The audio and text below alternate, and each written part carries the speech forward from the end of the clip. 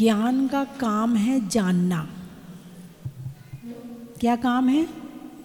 जानना। अब सीधा जान रहे हो या उल्टा जान रहे हो, ये मोह का काम है। कल चर्चा हुई थी कि मोह जो है वो हमारे विचारों को उल्टा कर देता है, हमारे जानने को उल्टा कर देता है। करता कि नहीं करता? अरे बोलिए ना। जब पूरे उल्टे में पड़े हों, जब कभी आईना देखा ही नहीं है, तो ये पता ही नहीं चलेगा कि हमारा चेहरा कैसा है, इसमें कितनी कमियां हैं, इसमें कितनी अच्छाइयां हैं। जब तक चेहरा नहीं देखा है दर्पण में तभी तक, लेकिन जिस दिन देख लोगे तो उस दिन पता चलेगा कि मेरे अंदर कितनी कमी है और कितनी अच्छाइयाँ हैं। अब भगवान को आपने देखा, और कैसे देखा? किस नज़र से देखा? किस एंगल से देखा? किस दृष्टि से देखा? आपने केवल भगवान के बाहर का रूप देखा। प्रतिमा ब्लैक है, प्रतिमा के नैन नक्श बहुत सुंदर है, प्रतिमा इस पाषाण की बनी हुई है, प्रतिमा बहुत अच्छी है, ये आपने ऊपर से देखा। अब प्रतिमा के अंदर जो भाव नज़र आ रहे हैं, क्या वो आपने देखा? प्रतिमा किस मुद्रा की है, क्या आपने इस पर ध्यान दिया? प्रतिमा क्या संदेश दे रही है, क्या आपने जाना इस बात को? यदि जाना तो आपने भगवान के दर्शन किए हैं। और प्रतिमा को देखने के बाद भगवान के भाव नहीं पढ़े आपने, तो समझना भी आपने प्रतिमा के दर्शन नहीं किए हैं। शांति रखो, कितना बोलते हो, बुढ़ापा आ गया चुप करते करते, है ना। प्रतिमा के भावों के दर्शन करना और प्रतिमा के दर्शन करना दोनों में अंतर है। प्रतिमा के भाव के दर्शन किए हैं, इसका मतलब आपने भगवान के दर्शन किए हैं, और प्रतिमा के दर्शन किए हैं, इसका मतलब आपने वो अलग क्वालिटी हो गई। प्रतिमा के दर्शन अलग क्वालिटी है और प्रतिमा के भावों के दर्शन अलग क्वालिटी है। तो आज तक आपने कौन से दर्शन किए हैं? सच बताना। प्रतिमा के दर्शन किए हैं। अब प्रतिमा के भाव के दर्शन कैसे करें? प्रतिमा ध्यान मुद्रा की है, हमें क्या संदेश दे रही है? हमें भी ध्यान करना चाहिए। प्रतिमा पैर पर पैर रखी है, हाथ पर हाथ रखी है। अब भगवान से प्रश्न करो, भगवान मैं तो दिन भर घूमता हूँ, टिक के बैठता ही नहीं हूँ, और आप देखो अनंत काल से पैर पे पैर रखे बैठे हो, आपको कहीं जाने का मन नहीं करता? उत्तर मिलेगा, मैंने इन पैरों से तीनों लोकों को घूमा, लेकिन घूमने के बाद भी मुझे कुछ रिजल्ट नहीं मिला, इसीलिए मैं पैर पर पैर रख के बैठ गया। भगवान हम देखो सुबह से शाम तक कितना काम करते हैं, और काम ना करें तो लोग कहेंगे निकम्मा है, खाने को भी नहीं मिलेगा, रोटी मिलेगी भी तो चार बातें सुनाई जाएंगी तब वो रोटी मिलेगी। माँ कहेंगे मेरा बेटा तो कपूत है, कुछ कमाते ही नहीं है। पत्नी कहेगी मेरे तो कर्म फूट गए, कहाँ इसके साथ शादी हो गई मेरी। मैं इन हाथों से कितना काम करता हूँ भगवान, और आप कुछ नहीं करते हो और हाथ पे हाथ रखे बैठे हो। तो भगवान को क्या कहेंगे?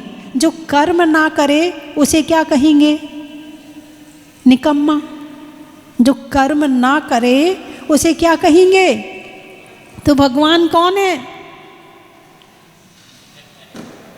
अरे बोलिए ना। नहीं, भगवान को नहीं कह सकते निकम्मा। भगवान थोड़ी निकम्मा है, जो संसार में काम नहीं करते वो निकम्मा है। लेकिन यहाँ आचार्य नेमिचंद्र स्वामी भगवान को निकम्मा कह रहे हैं। द्रव्य संग्रह पढ़ो आप, इसलिए तो कहते पढ़ना चाहिए। द्रव्य संग्रह में 14वीं गाथा में कहा है, निकम्मा 8 गुणा किंचूड़ा चरम देह दो सिद्धा लो यज्ञ ठिदा निच्चा उपादवे ही संजुत्ता। निकम्मा 8 गुणा, जिनके 8 कर्म निकल गए हैं वे निकम्मा, जिनके कर्म है ही नहीं है वे निकम्मा होते हैं। तुम कहां से निकम्मा हो गए? तुम तो निकम्मा हो ही नहीं। हाँ, ये प्रयास करना कि प्रभु अपने पुरुषार्थ से कभी मैं भी निकम्मा बनूं, और कोई आपको निकम्मा कह दे तो कहना भैया तेरे मुंह में घी शक्कर। वो दिन कब आएगा जब हम वास्तव में निकम्मा बन जाएंगे। निकम्मा 8 गुणा, 8 कर्म निकल गए हैं, 8 गुणों को प्राप्त कर लिया है। किंचूड़ा चरम देह दो सिद्धा, चरम देह से किंचित न्यून है। लोयज्ञ ठिदानिच्चा, लोक के अग्रभाग में स्थित हैं। उपाद अव्यय ही संयुक्ता, उत्पाद व्यय द्रव्य से सहित है।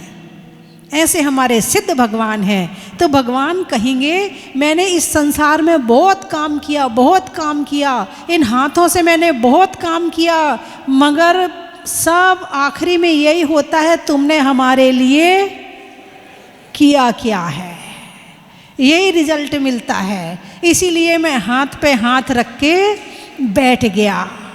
अब भगवान से कहो भगवान, हम देखो दिन भर मोबाइल देखते हैं, सीरियल देखते हैं, टीवी देखते हैं, ताजमहल देखते हैं, राजमहल देखते हैं, इधर ये देखते हैं, वो देखते हैं, कितनी सुंदर सुंदर चीज़ें हैं, आप कुछ नहीं देखते हो। तो भगवान कहेंगे मैंने तीनों लोगों को मैं घूम घूम के सब कुछ देखा, और जब मैंने अपनी आत्मा को देखा तो मुझे मेरी आत्मा से ज़्यादा सुंदर दुनिया में कुछ भी नहीं मिला। इसलिए वे ना आंख नीचे करके और बैठ गया। अब हुए आपके ये भाव दर्शन। कौन से दर्शन हुए? यदि आपने इस तरह दर्शन किए हैं तो भाव दर्शन। अभी दर्शन पूरे नहीं हुए, अभी और आईना है। भगवान क्या है? आईना है।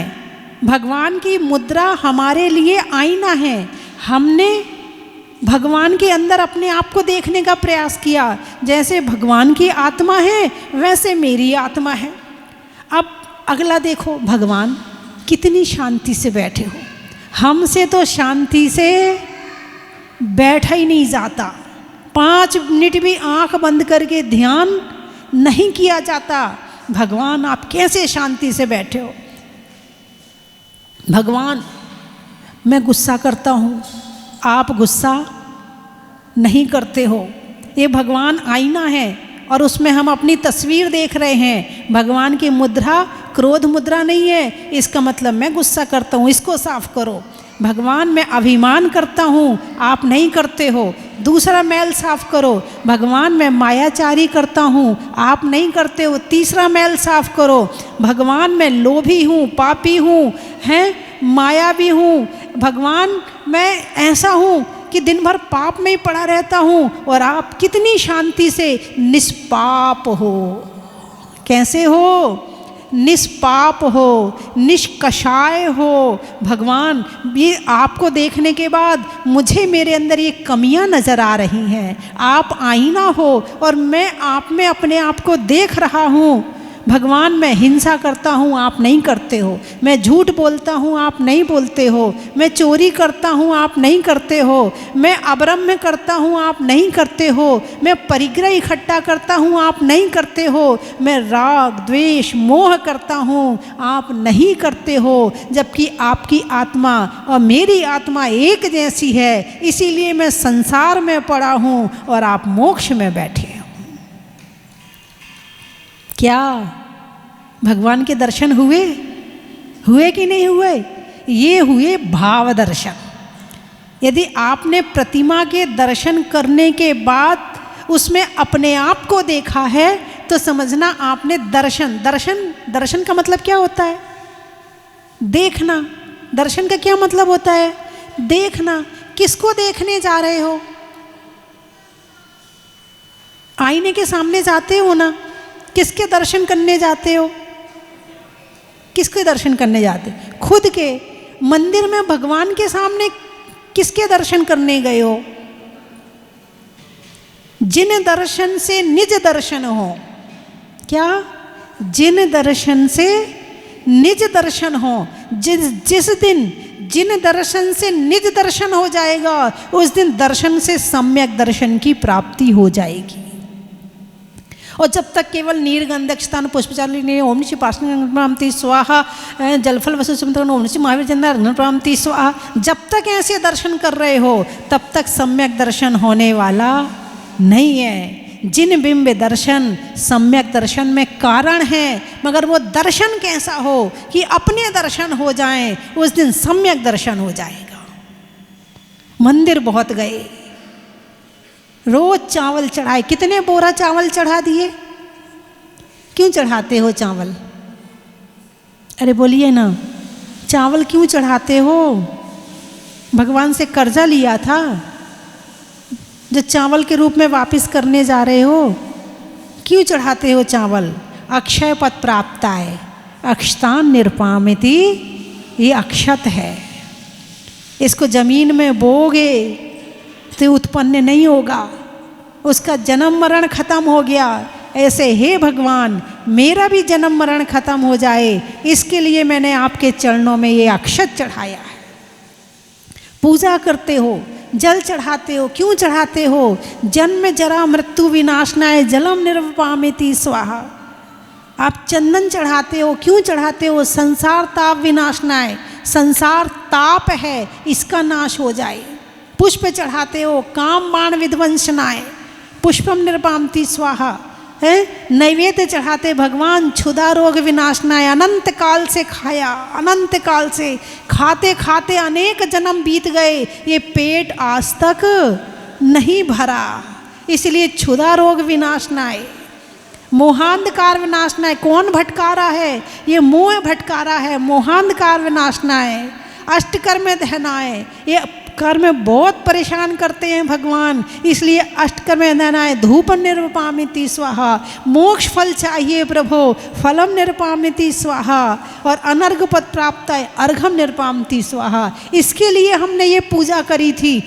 लेकिन कभी आपके भाव ऐसे अंदर से, आत्मा से ऐसे भाव उत्पन्न हुए कि भगवान वास्तव में जन्म जरा मृत्यु का नाश हो जाए? एक औपचारिकता पूरी हो रही है धर्म की, एक दिखावा पूरा हो रहा है धर्म का। मंदिर जाने का नियम है, मंदिर जाते हैं। पूजा का नियम है, पूजा कर लेते। किसके लिए? भगवान नाराज हो जाएंगे। हाँ, इसलिए हम तो रोज पूजा करते हैं। मंदिर रोज जाया कर, भगवान नाराज हो जाएंगे तेरे से। अरे भगवान के लिए मंदिर नहीं जाते हैं, हम अपने लिए मंदिर जाते हैं। बात समझ में आई कि नहीं आई? आई? ठीक है, अब आगे चलते हैं। तो एक होता है ज्ञान, और ज्ञान में होती है श्रद्धा। अब आपको श्रद्धा किस पर है? संसार पर श्रद्धा है या आत्मा पर श्रद्धा है? नहीं, अभी नहीं है। अभी बहू के लिए साड़ी आ जाए और तुम्हारे लिए ना आ जाए, फिर देखो कैसी आकुलता व्याकुलता होगी, हैं? बहू के लिए बहू जरा घूमने चली जाए, बेटा लेके चला जाए और माँ को ना ले जाए, फिर देखो कैसी आकुलता व्याकुलता होगी। अभी आत्मा पर श्रद्धा है ही नहीं है। और जिस दिन आत्मा पर श्रद्धा हो जाएगी, उस दिन परिणामों में शांति आ जाएगी। उस दिन दूसरों के अवगुण दिखने बंद हो जाएंगे, उस दिन दूसरे का अपमान बंद हो जाएगा, उस दिन खुद की कमियां नजर आने लगेंगी, उस दिन खुद को सुधारने की भावना नजर आने लगेगी। अभी तो हम दुनिया को सुधारने में लगे हैं। जब तक ये दुनिया को सुधारने की भावना है ना, तब तक श्रद्धा नहीं है अभी। तो अपनी आत्मा ज्ञान और ज्ञान में श्रद्धा। अब इसमें दो कर्म काम करते हैं। एक तो ज्ञान है ही नहीं है, जैसे विदेश वाले हैं, उन्हें आत्मा का ज्ञान है ही नहीं है। उनका तीव्र मोहिनी का उदय भी चल रहा है और ज्ञानावरण कर्म भी है, दोनों बातें। हम किसी चीज को बिल्कुल नहीं जानते हैं, तो ये तो हो गया ज्ञानावरण। जानते हैं मगर उल्टा जानते हैं, ये हो गया मोहिनी। बात समझ में आई कि? कल भी मैंने पूछा था, अच्छा बताओ, मकान मेरा है, हाँ या ना? मकान मेरा है, हाँ या ना? गाड़ी मेरी है, हाँ या ना? सोच के बोलना, हाँ या ना? फिलहाल नहीं पूछ रही, केवल हाँ और ना में उत्तर देना है। फिलहाल नहीं पूछ रही मैं, हाँ और ना में उत्तर दो। मकान मेरा है, हाँ या ना? कुछ हाँ कह रहे, कुछ ना कह रहे। चलो ना वाले और हाँ वाले दोनों मिलके बोल रहे, कोई बात नहीं है। अच्छा चलो, जो हाँ कह रहे हैं उनके लिए बोलती हूँ। अब मान लो हमारा आयु कर्म मंदिर में समाप्त हो गया, बहुत पुण्य का उदय आएगा तब कहीं ऐसा होगा। आयु कर्म मंदिर में समाप्त हो गया, घर जाओगे? मकान मेरा है, अब बोलो, अब बोलो मकान मेरा है। किसी की कोई गारंटी है कि आप घर तक पहुंच पाओगे? रजिस्ट्री है, रिजर्वेशन है कि तुम घर तक पहुंच पाओगे कि नहीं पहुंच पाओगे? तो मकान मेरा है, फिर ये कौन कहलवा रहा है? ये मोह कहलवा रहा है। कौन कहलवा रहा है? ये मोह कहलवा रहा है। और यही कारण है कि जब हम इतनी चीज़ों में उलझे रहते हैं, ये मेरा, ये मेरा, ये मेरा, ये मेरा, जब दिमाग इनमें उलझा रहता है तो मन आत्मा की तरफ जाता ही नहीं है। जब इनसे दूर होंगे, जब श्रद्धा सही होगी, तब हमारा मन अपने में आएगा, तब हमारा मन दर्शन में जाएगा, तब हमारा मन भक्ति में लगेगा, तब हमारा मन स्वाध्याय में लगेगा, तब हमारा मन माला और जाप में लगेगा। और जब तक मोह है यहाँ वहाँ भटकाता रहेगा, तब तक हम खुद के पास आ ही नहीं सकते हैं। बात समझ में आए? मकान मेरा है, हाँ या ना? गाड़ी मेरी है, हाँ या ना? बच्चे मेरे हैं, हाँ या ना? बोलिए। नहीं है। शरीर मेरा है, वो भी मेरा नहीं है। जब शरीर ही मेरा नहीं है तो फिर ये सारी चीज़ें मेरी है ही नहीं है। फिर क्या करें? सबको छोड़ दें? नहीं, छोड़ने की बात नहीं कर रही हूँ। सबके बीच में रहना है, सबके साथ रहना है, सारे काम करना है। अब हम इन चीज़ों से बंधे किस चीज़ से हैं? किसी सांकल से तो बंधे नहीं है। एक गाय को घर में बांधना हो तो खूंटा गाड़ना पड़ता है। अब हमें किसी घर वालों से हम चैन से तो बंधे नहीं हैं। बंधे किस चीज़ से हैं? यहाँ से। कहाँ से बंधे हैं? यहाँ से। तो छूटना कहाँ से है? घर नहीं छोड़ना है, परिवार नहीं छोड़ना है, कुछ भी नहीं छोड़ना है, सब कहीं रहना है। श्रद्धा सही करनी है। क्या करना है?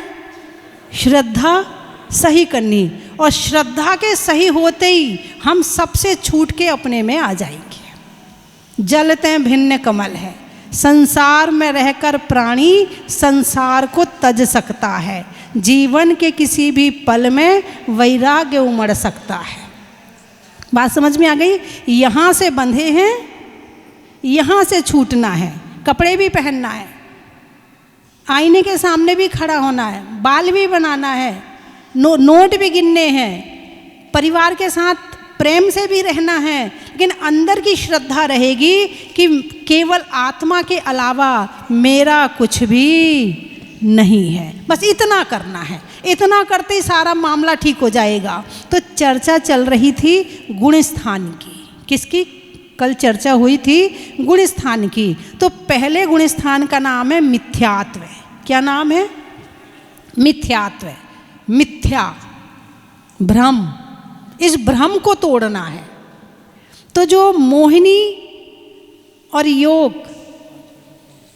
5 मिनट, ठीक है। मोह और योग से होने वाले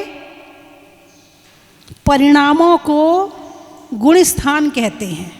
मोह और योग से होने वाले परिणामों को गुण स्थान कहते हैं।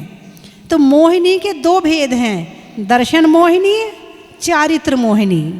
दर्शन मोहिनी हमारी श्रद्धा को उल्टा करता है, और चारित्र मोहिनी आचरण नहीं करने देता है। क्या? दर्शन मोहिनी ने उल्टा कर दिया, ये मेरा, ये मेरा, ये मेरा, उलझे पड़े हैं, अपने लिए समय नहीं मिल रहा, फुर्सत ही नहीं अपने लिए। ठीक है। और चारित्र मोहिनी ना व्रत कर सकते, ना उपवास कर सकते, ना दीक्षा ले सकते, ना पूजा कर सकते। चारित्र मोहिनी आचरण नहीं करने दे रहा है, दीक्षा नहीं लेने दे रहा है, आगे नहीं बढ़ने दे रहा है। तो मोहिनी के दो भेद हो गए। कितने? दो भेद। कौन कौन से? दर्शन मोहिनी 3 भेद, चारित्र मोहिनी 25 भेद, तो 28 भेद मोहिनी कर्म के हैं। तो मिथ्यात्व, सम्यक मिथ्यात्व और सम्यक प्रकृति, ये दर्शन मोहिनी के भेद हैं। तो मिथ्यात्व का काम है कि सब चीज़ को मेरा मेरा कहलवाना। क्या काम है? मेरा। और ऐसे नहीं कि ऊपर से बोल रहा है, अंदर से कोई इतना सा ले तो ले, हाँ लड़ने मरने तैयार हो जाएंगे, कोई लेके तो दिखाए जरा सा। दान की भावना भी हो रही होगी, अब अभी तो दिया था, सारी दे दें क्या? हम अपने लिए कुछ ना रखें क्या? दान नहीं देने देता, मेरा है। एक होता है त्याग और एक होता है दान। जो भगवान है ना, भगवान ये अक्षय दानी है। दानी है कि नहीं है? बोलो, भगवान दान कर रहे कि नहीं कर रहे? बोलिए ना, क्या दान कर रहे भगवान? कुछ भी दान नहीं कर रहे। दिख रहा है कि कुछ देते हुए? एक होता है कि यहीं से हमने इकट्ठा किया और उसमें से थोड़ा सा निकाल के दे दिया, तो उसे हम क्या कहते हैं? कहाँ से साथ लाए थे क्या? अरे बोलिए ना, साथ लाए थे क्या? कहाँ से इकट्ठा किया? यहीं से इकट्ठा किया ना, और उसमें से थोड़ा सा निकाल के दे दिया, तो क्या कह रहे हो? दान है ये। और भगवान ने इकट्ठा किया ही नहीं, ये अक्षय दान है। भगवान ने सब कुछ छोड़ दिया, ये अक्षय दान है। इकट्ठा करते ही नहीं है, ये अक्षय दान है। इसलिए उनकी जो 8-9 लब्धियां होती हैं, तो दान पहली लब्धि है कि सब दे दिया, कुछ नहीं चाहिए। जो कुछ नहीं चाहिए, ये भावना अक्षय दान की है। और चाहिए चाहिए और थोड़ा सा दे दिया, ये केवल एक औपचारिकता है, व्यवहारिकता है दान की। मेरी बात समझ में आई कि नहीं आई आपको? अरे बोलिए ना, सही है या नहीं, ये भी निर्णय करो, सही है कि नहीं है। इतना सा दान करके आपको इतनी प्रसन्नता मिलती है, तो जब सब कुछ छोड़ोगे तो कितना सुख मिलेगा। क्या? जब थोड़ा सा दान करके आपको इतनी खुशी मिल जाती है, जिस दिन संपूर्ण त्याग की भावना आएगी, उस दिन क्या अंदर में आह्लाद होगा, क्या अंदर में खुशी मिलेगी, वो जिन्होंने किया है वो ही जानता है। और ये तब होगा जब मोह कम होगा। जितना मोह छूटा उतना दे दिया। जिसका पूरा मोह छूट गया वो पूरा छोड़ देता है, जिसका थोड़ा छूटा है वो थोड़ा छोड़ता है। तो मेरी बात आपकी समझ में आ गई? अरे बोलिए ना। चलिए, अब समझ में आ गई तो अब बंद करें फिर।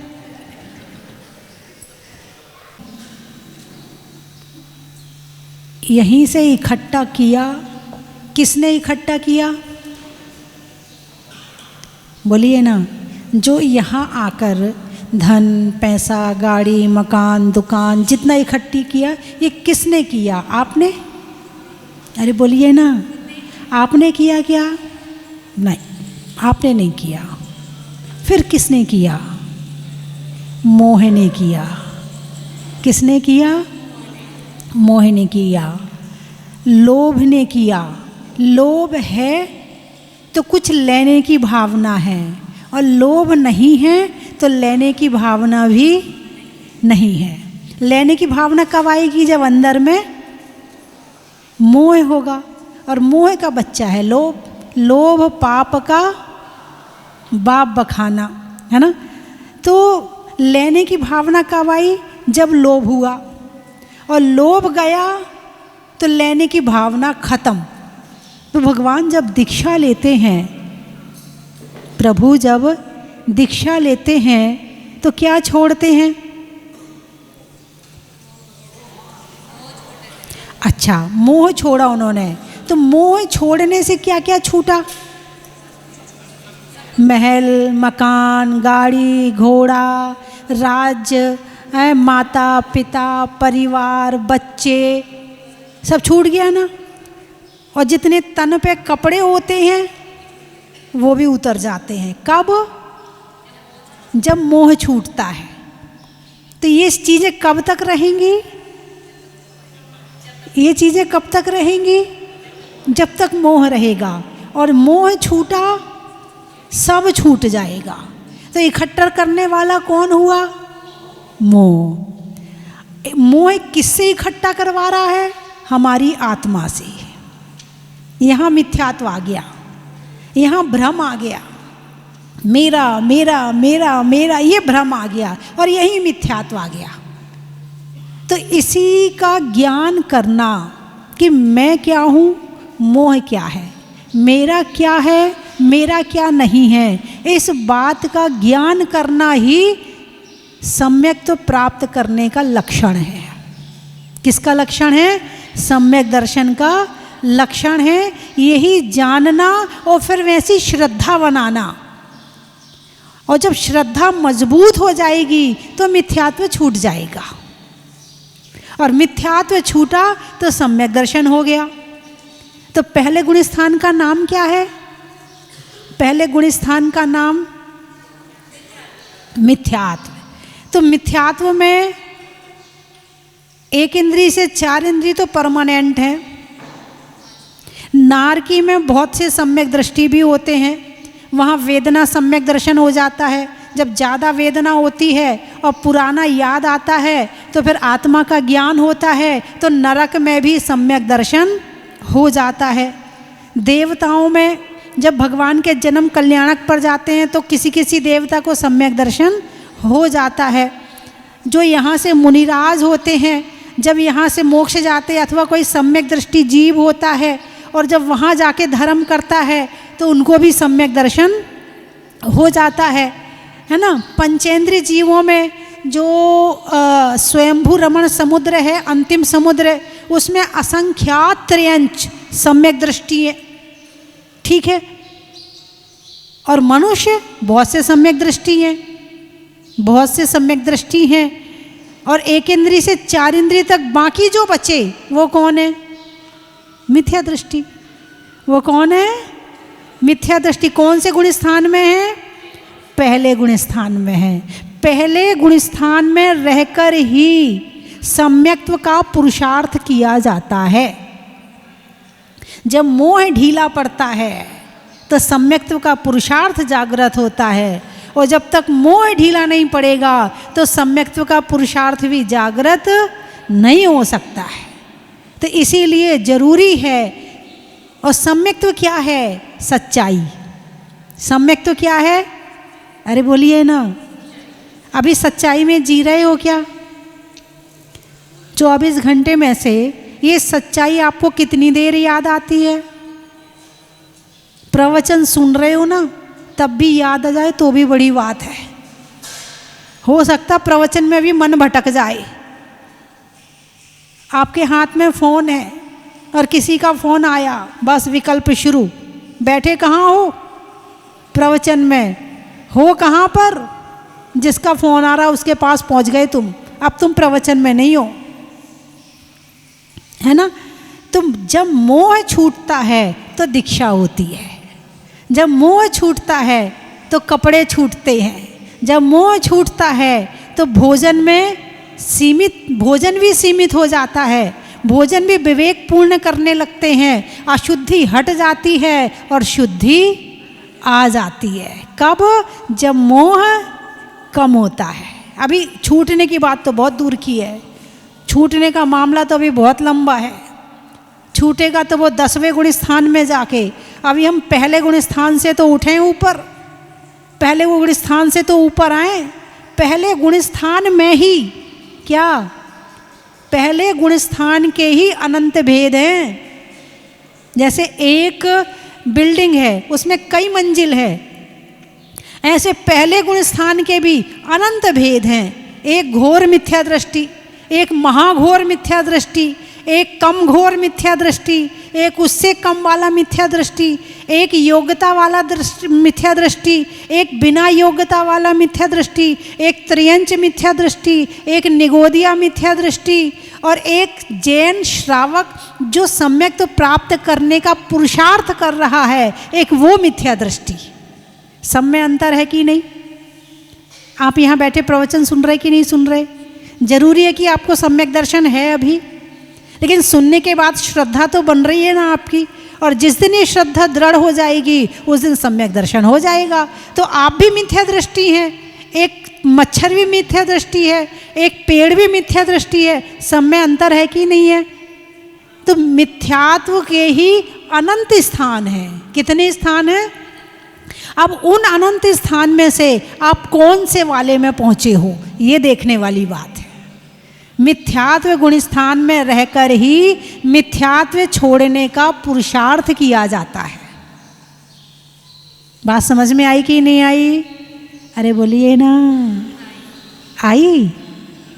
कितनी देर को आई? चलो कोई बात नहीं, आपको समझ में तो आई। आपका इतना तो पुण्य है कि आप छोड़ने के भाव बना रहे हैं। भगवान वो दिन कब आएगा जब मेरा मिथ्यात्व छूटेगा? भगवान ऐसी बुद्धि हो जाए मेरी कि मैं भी मोह को छोड़ूं और आपके जैसे इस त्याग के रास्ते पर चलूं और अपनी आत्मा को जानूं, अपनी आत्मा को पहचानूं। ऐसे भाव बनाने के भाव पैदा हुए कि नहीं हुए? पहले तो ये बताओ, ये भाव पैदा हुए कि नहीं हुए? ये भाव पैदा करना ही भी बहुत बड़ी बात है। बड़ा पुण्य चाहिए इन भावों को पैदा करने के लिए। तो आज हमारे बीच में मुनि श्री श्रुतेश सागर जी, मुनि श्री संवेक सागर जी महाराज का आगमन हुआ। और जो चर्चा चल रही मोह छोड़ने की, तो जब मोह छूटता है तो इस अवस्था को प्राप्त हुआ जाता है।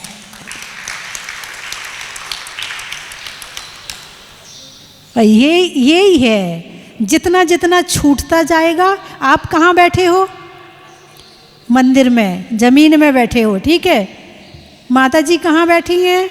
इनका भी दुपट्टा बाकी है, तो ये थोड़े से ऊपर हो गई। हमारे भैया जी का थोड़ा सा छूटा तो ये यहाँ हमारे सामने आके बैठ गए।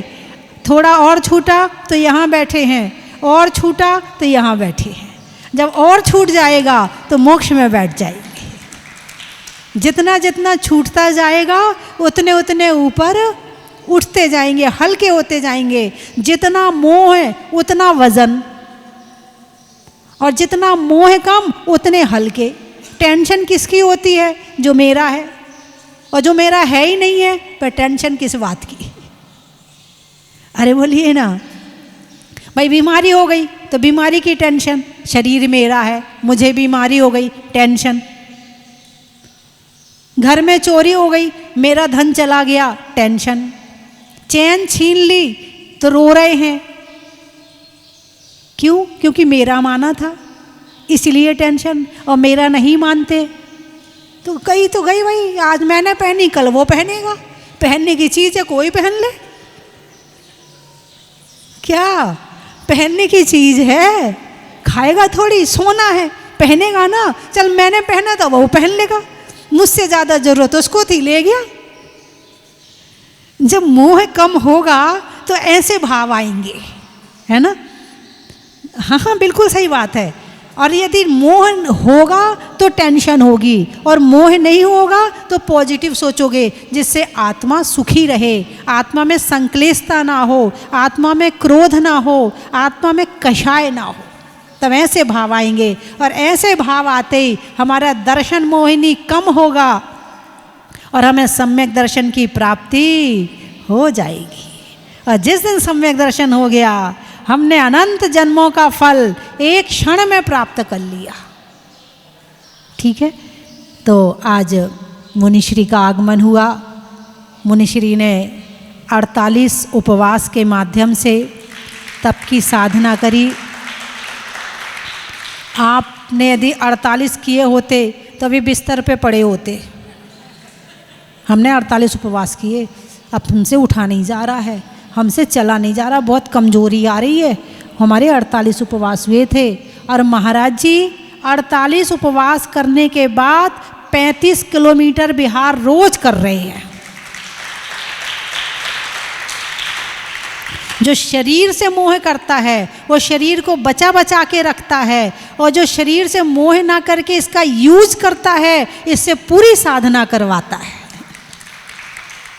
साधना तभी होगी जब इस शरीर से मोह कम होगा, त्याग तभी होगा जब इस शरीर से मोह कम होगा। शादी में पान का, शरीर में कान का, और देने में अक्षय दान का बड़ा ही महत्व है। तलवार में म्यान का, करने में सम्मान का, और जीवन में सच्चे ज्ञान का बड़ा ही महत्व है। मन को मोड़ने का, पर्वत को तोड़ने का, और मोह को छोड़ने का बड़ा ही महत्व है। नदी में नाव का, शरीर में पाँव का, और होने में अच्छे स्वभाव का बड़ा ही महत्व है। चंद्रमा में गुरुत्वाकर्षण का, भौतिकता में आकर्षण का, और भगवान के भाव पूर्वक दर्शन का बड़ा ही महत्व है। हिंदी में मात्रा का, स्कूल में छात्रा का, आपकी जहाजपुर की यात्रा का, गाने में सुर का, नृत्य में नूपुर का, आने वालों में जयपुर का बड़ा ही महत्व है। कहाँ कहाँ से आए? मेरठ। लुहार में खटखट का, वृक्षों में बट का, और आने वालों में मेरठ का बड़ा ही महत्व है। त्रियंचों में बिल्ली का, डंडा में गिल्ली का, आने वालों में दिल्ली का बड़ा ही महत्व है। खेत में खाद का, भोजन में सलाद का, आने वालों में हैदराबाद का बड़ा ही महत्व है। नहीं होने में विवाद का, देने में दाद का, और आने वालों में गाजियाबाद का बड़ा ही महत्व। जीवन में जरा का, रहने में धरा का, आने वालों में आगरा का बड़ा ही महत्व है। वृक्षों में बड़ का, नहीं करने में गड़बड़ का, और आने वालों में टीकमगढ़ का बड़ा ही महत्व है। इलाहाबाद, इटावा। मिठाइयों में मावा का, शादी के सावा का, आने वालों में इटावा का। फरीदाबाद। खेत में खाद का, भोजन में सलाद का, और आने वालों में फरीदाबाद का। कोडरमा। पैसों में जमा का, रात्रि में क्षमा का, और आने वालों में कोडरमा का बड़ा ही महत्व है। अहमदाबाद। तुम्हें मोहल्ले का नाम बताओ, कौन से मोहल्ले में रहती हो?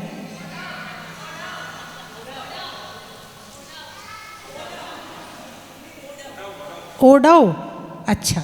सुधरने में भाव का, भारत में नौ का, और आने वालों में अहमदाबाद ओडव का बड़ा ही महत्व है। तो मेरी बात आपकी समझ में आ गई।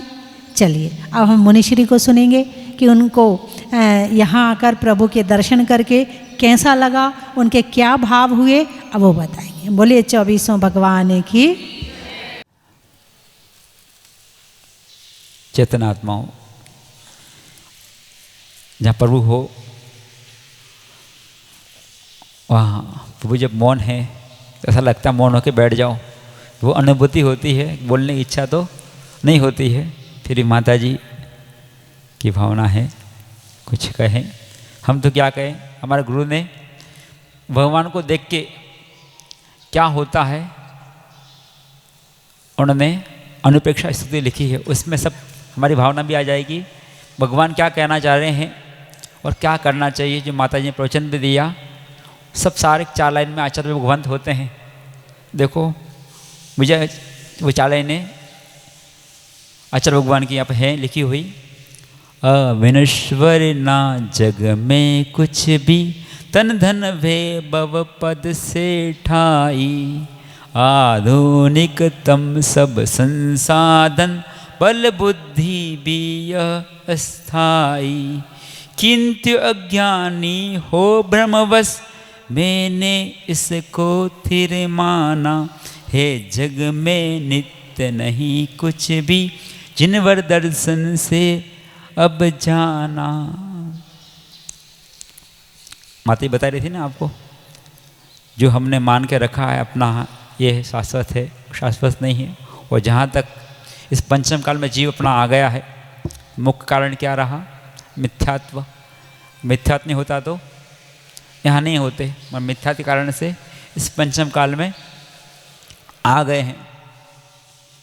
फिर भी हमारा पुण्य है, साक्षात हमें वितराग धर्म मिला है, वो जिनेश्वर मिले हैं और वो देशना मिलती है गुरुजनों के माध्यम से, जहाँ अपन आप पुरुषार्थ कर सकें और अपना भाग्य जगा सकते हैं, मिथ्यात्व को तोड़ सकते हैं, मिथ्यात्व को छोड़ सकते हैं।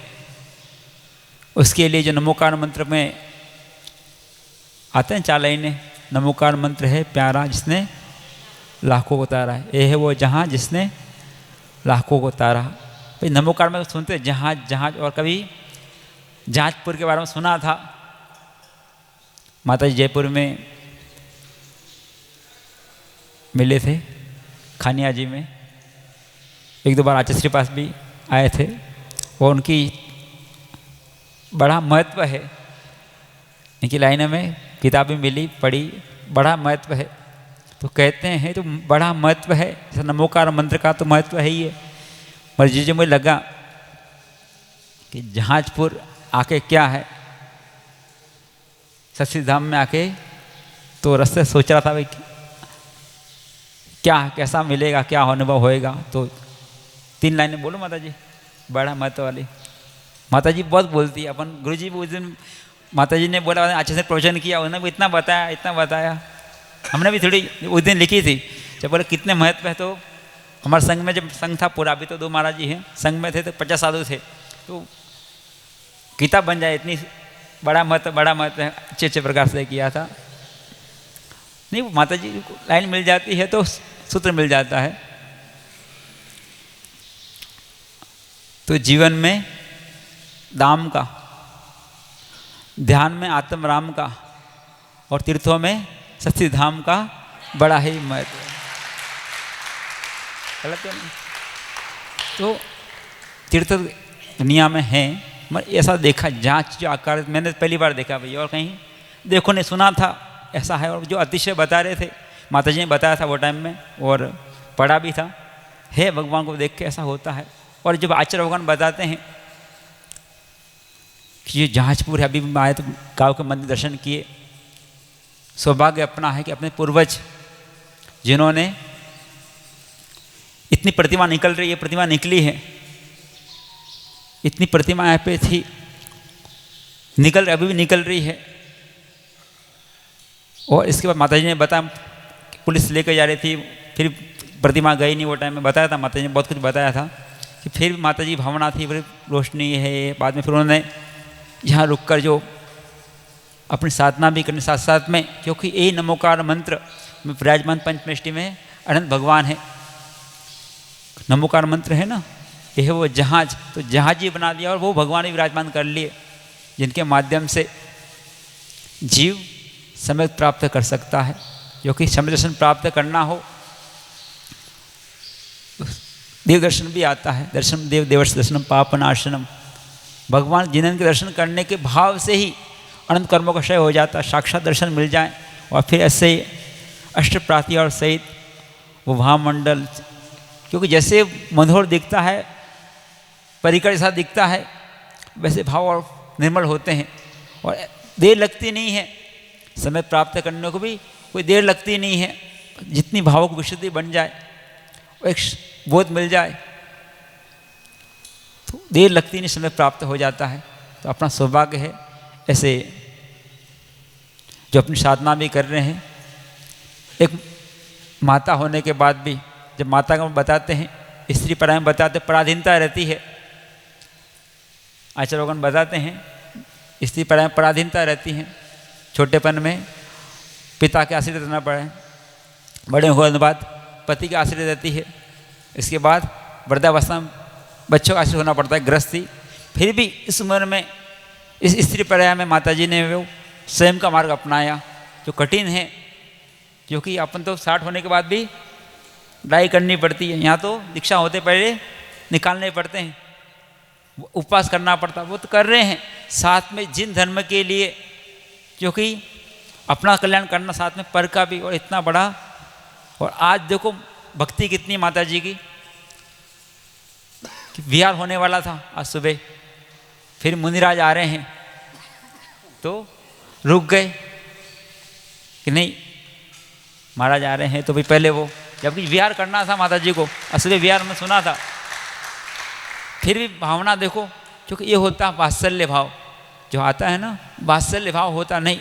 पर ठीक है कोई बात, और थोड़ा परिश्रम ज़्यादा हो जाएगा, फिर भी तो ऐसा आत्मीयता होती। जब जयपुर में मिले थे और भी 1-2 बार शायद से, अपन तो मौन बैठने वाला, आज बोलना पड़ रहा है। और फल क्या साक्षात देखो हम बता रहे हैं भगवान, हम कभी सिंहासन पे नहीं बैठे, 12 साल हो गए दीक्षा लेके, मगर भगवान दर्शन करते ही बोले माता जी भाई कहाँ करें भाई, और स्टेज ऐसा बना हुआ, हम बैठते नहीं कभी, बाहर भी रहते कभी स्टेज पे पाटे पे बैठते हैं, मगर आज तो ये बड़ा पाटे बैठना पड़ा, बड़ा मजबूरी हो, फिर भी देख लो भाई ऐसा होता फल है।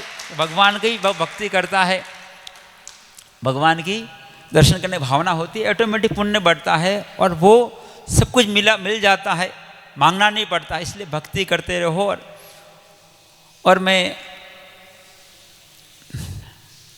कुछ 4 लाइनें कहना चाहता था।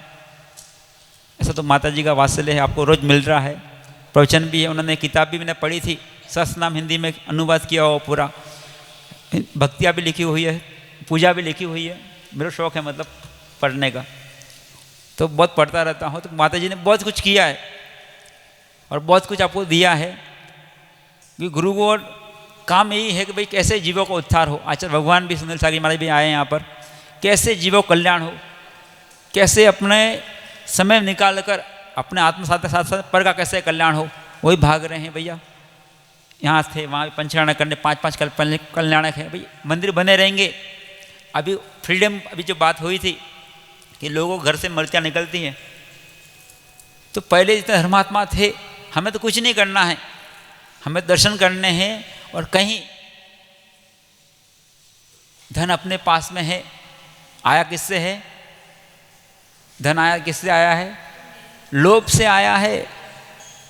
पुण्य तो है ही है, अपन जोड़ रहे हैं ना, अभी पुण्य चाहिए, मगर जोड़ के रखने का पास अपने पास रखा हुआ है, वो लोभ है।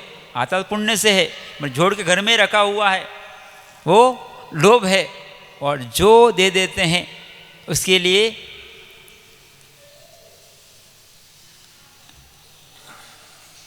किससे किसकी रक्षा संभव है। मुझे मिला तो मैंने लिख लिया, कुलस्य धम्मा अनेन रखा, सच्छेण रूपस हवेदि रखा, जोड़ेन विज्जा हवेदि रखा, छछेण धम्मस हवेदि रखा। आचार्यों ने, पहले पूर्वजों ने मंदिर रक्षा हो इसलिए बहुत पुरुषार्थ किया, मंदिर बनाए। अब हमारा कर्तव्य बनता है, माता जी ने भी पूरा, प्रतिमा कहाँ थी वो, उसके लिए पूरा प्रेरणा देकर सब कुछ कर दिया है। फिर भी साधु हैं, जीवन में कब तक एक जगह बैठे नहीं रहते, भाई जाना पड़ता है। जब पिछले हम 22 में थे, जयपुर में थे माता जी, हाँ फिर आके जाना पड़ता है, क्यों कब तक रहेंगे। फिर पीछे वाले हैं, अभी जो काम तो हो रहा है, पर हम साधु प्रेरणा दे सकते हैं, साधु प्रेरणा दे सकते हैं, बाकी छोड़ दिया सब। आपके पास धन है, घर है, परिवार है, सब कुछ आपके पास है। अभिषेक करना तो आपको ही करना है। माता जी करते हैं अभिषेक? नहीं करते हैं ना, महाराज करते हैं। सुरक्षा करनी, रक्षा करनी, इसलिए इसमें बता रहे हैं जो बात है किससे किसकी रक्षा संभव है। कुलस्य धम्मा ने रखा, कुल की रक्षा कैसे होएगी? धर्म आचरण करने से। जो सुंदर रूप मिला है कैसे मिलता है? हाँ, भक्ति सुंदर रूपम, आज समझ में स्वामी ने कहा। तो जो मिला है इस रूप को संभालने के लिए स्वच्छता, सच्छिण रूपस्थ हवेदी रखा, सुंदर है ना, लिपा पोती करके लेते हैं, उससे नहीं बना रहेगा। भक्ति करोगे तो ही बन जाएगा। और रूपस्य, ये जो है ना आप कर लोगे भी, पाउडर लगा के भी, फिर उम्र होने के बाद ढल जाएगा, झुर्रियाँ पड़ जाएगी। इस साथ साथ में भगवान के दर्शन करते हुए रूप को देख लो, स्वरूप को देख लो, क्योंकि आचार्य भगवान समय सार में कहते हैं सब सुंदर लोए, क्या है, अपनी आत्मा सब सुंदर है, उससे कोई सुंदर और कोई वस्तु नहीं है। तो वो कैसे भगवान दीननाथ दर्शन करने से ही मालूम चलेगा कि ऐसा स्वरूप मेरा भी है, ऐसे अनंत गुण वाला मैं भी हूँ, और जो जी रहा हूँ, जो मान रहा हूँ, वो मेरा नहीं है, रूप भी नहीं है, धन दौलत भी नहीं है। जो मेरा है तो वो कहीं पर जा बाहर हो नहीं सकता है। और ये विवाह परिणति है, स्वभाव की ओर कैसे आए, इसके लिए भगवान का दर्शन जरूरी है। तो सव्य सच्छिन्न रूपस हवेदी रखा, स्वस्थता से रूप की सौंदर्य होती है, ऐसे आत्मा की स्वस्थता कैसे हो। इस साधु के लिए कह रहे, जो आता है बहता पानी और चलता साधु स्वच्छ रहता है। साधु तो करते ही हैं, फिर भी आप लोग भी हो तो अभ्यास करो। और जोड़े ने विद्या हवेदी रखा, आचार्य भगवान हो, उन्होंने भी जितनी उम्र से ज़्यादा ग्रंथ लिखे हैं। माता जी ने भी जब किताब में देखी, लगा हुआ था वहाँ पे भी, कहाँ पे देखा था, बहुत सी किताब माता जी की लिखते रहते हैं। गुरु भगवंत माता जी हो लिखते हैं, अपना समय का सदुपयोग करते। कोई जोड़े ने विद्या हवेदी रखा, विद्या की अभ्यास और अभ्यास से, क्योंकि लिखना है तो पहले पढ़ना पड़ेगा।